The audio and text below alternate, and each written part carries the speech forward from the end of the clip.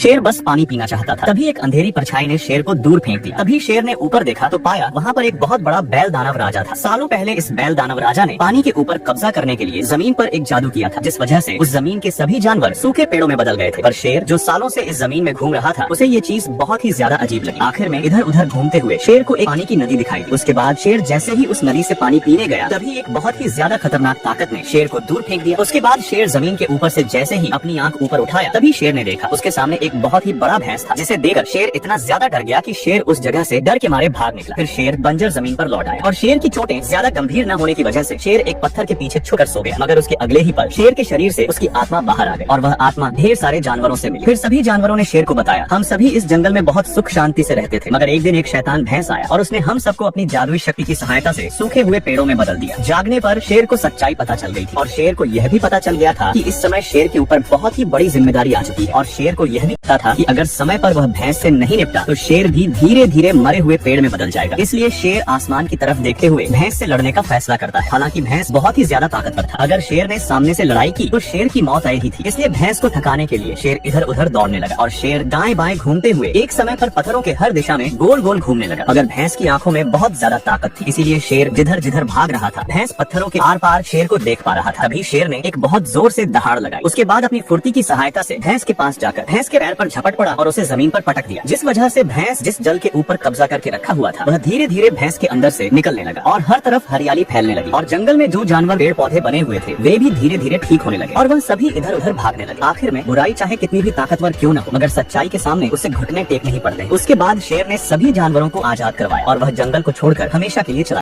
ऐसे ही नए मजेदार वीडियो देखने के लिए सब्सक्राइब करें।